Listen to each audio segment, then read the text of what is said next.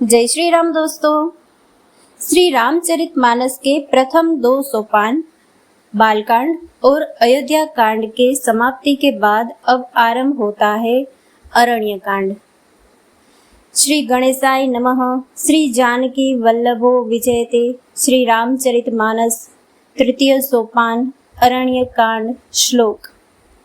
मूलम धर्मतरोर्विवेक जलधे पूर्णेन्दुमानदन्दं वैराग्याम्बुजभास्करं यगगन ध्वान्तापहं तापहं मोहाम्भोधरपूगपाटनविधो स्वः सम्भवं शङ्करं वन्दे ब्रह्मकुलं कलङ्कशमनं श्रीरामभूपप्रियम्। अर्थात धर्म रूपी वृक्ष के मूल विवेक रूपी समुद्र को आनंद देने वाले पूर्ण चंद्र, वैराग्य रूपी कमल के सूर्य, पाप रूपी घोर अंधकार को निश्चय ही मिटाने वाले, तीनों तापों को हरने वाले, मोह रूपी बादलों के समूह को छिन्न भिन्न करने की विधि में प्रकाश से उत्पन्न पवन स्वरूप ब्रह्मा जी के वंशज तथा कलंक नाशक महाराज श्री रामचंद्र जी के प्रिय श्री शंकर जी की मैं वंदना करता हूँ। सांद्रानंद पयोदसो भगतनु पीतांबरम सुंदरम पाणो बाणशरासनम कटिलसतूणीरभारं वरम राजीवायतलोचनं धृतजटाजुटे संशोभितं सीतालक्ष्मणसंयुतं पथिगतं रामाभिरामं भजे। जिनका शरीर जल युक्त मेघों के समान सुंदर श्याम वर्ण एवं आनंद घन है, जो सुंदर बलकल का पीत वस्त्र धारण किए हैं, जिनके हाथों में बाण और धनुष है, कमर उत्तम तर्कस के भार से सुशोभित है, कमल के समान विशाल नेत्र है और मस्तक पर जटाजूट धारण किए हैं। उन अत्यंत शोभायमान श्री सीता जी और लक्ष्मण जी सहित मार्ग में चलते हुए आनंद देने वाले श्री रामचंद्र जी को मैं भजता हूँ। उमा राम गुण गूढ़ पंडित मुनि पावहि विरति पावहि मोह विमूढ़ जे हरि विमुख न धर्मरति।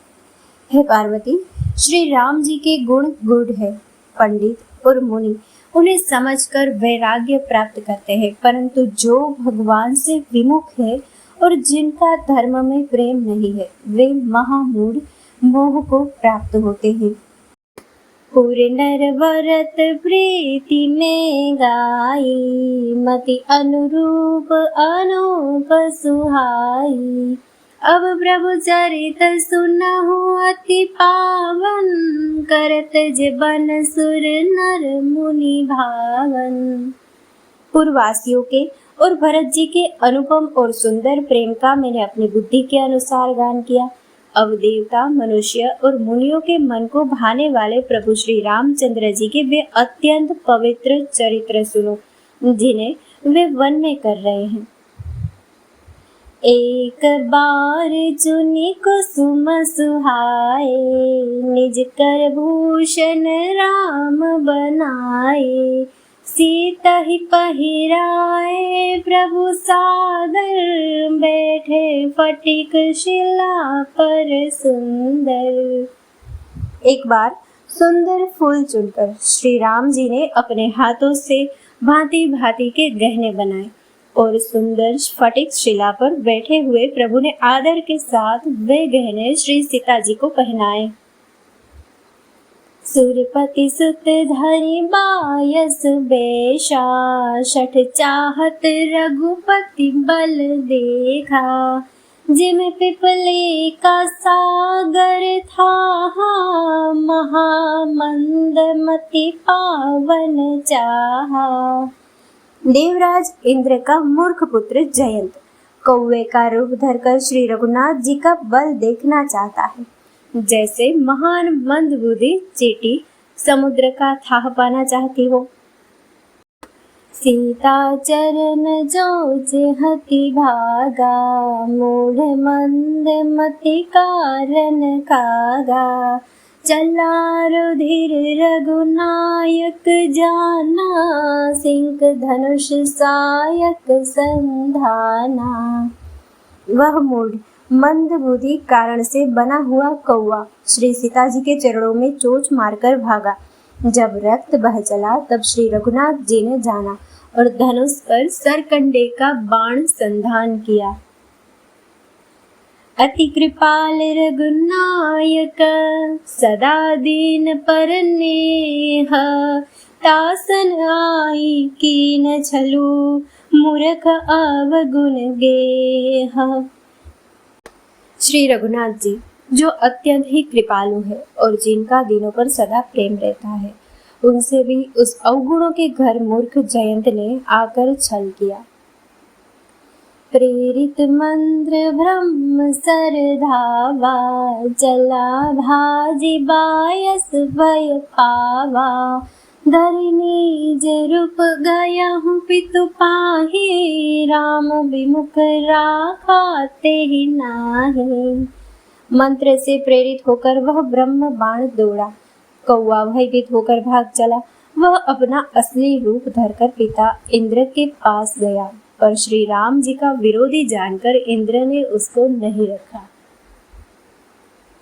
भानि रास उपजी मन त्रासा, जथा चक्र भय ऋषि दुर्वासा। ब्रह्म धाम शिवपुर सब लोका, फिरा श्रमित व्याकुल भय शोका। तब वह निराश हो गया। उसके मन में भय उत्पन्न हो गया, जैसे दुर्वासा ऋषि को चक्र से भय हुआ था। वह ब्रह्मलोक, शिवलोक आदि समस्त लोकों में थका हुआ और भय शोक से व्याकुल होकर भागता फिरा। काहू बैठन कहाँ न ओही, राखी को सकई राम कर द्रोही। मातु मृत्यु पितु समन समाना, सुधा होई विष सुनु हरि जाना। पर रखना तो दूर रहा, किसी ने उसे बैठने तक के लिए नहीं कहा। श्री राम जी के द्रोही को कौन रख सकता है। काक भुसुंडी जी कहते हैं, हे गरुड़ सुनिए, उसके लिए माता मृत्यु के समान, पिता यमराज के समान और अमृत विष के समान हो जाता है। मित्र करई सतर पुके करनी, ताकह विबुध नदी बैतरनी। सब जग ताहि अनल हुते ताता, जो रघुवीर विमुख सुनु भ्राता। मित्र सैकड़ों शत्रुओं की सी करने लगता है। देव नदी गंगा जी उसके लिए वैतरणी हो जाती है। हे भाई सुनिए, जो श्री रघुनाथ जी के विमुख होता है, समस्त जगत उनके लिए अग्नि से भी अधिक गर्म हो जाता है। नारद देखा बिकल जयंता, लगी दया को मल चित संता। पठवा तुरत राम पहिताहि, कहे सिफकारी प्रणत हित पाहि। नारद जी ने जयंत को व्याकुल देखा तो उन्हें दया आ गई, क्योंकि संतों का चित्त बड़ा कोमल होता है। उन्होंने उसे समझाकर तुरंत श्री राम जी के पास भेज दिया। उसने जाकर पुकार कर कहा, हे शरणागत के हितकारी, मेरी रक्षा कीजिए। आतुर सभय गहि सिपद जाए, त्राहि त्राहि दयाल रघुराए। अतुलित बल अतुलित प्रभुताई, मैं मति मंद जानी नहीं पाए। आतुर और भयभीत जयंत ने जाकर श्री राम जी के चरण पकड़ लिए और कहा, हे दयालु रघुनाथ जी, रक्षा कीजिए, मेरी रक्षा कीजिए। आपके अतुलित बल और आपकी अतुलित प्रभुता को मैं मंद बुद्धि जान नहीं पाया था।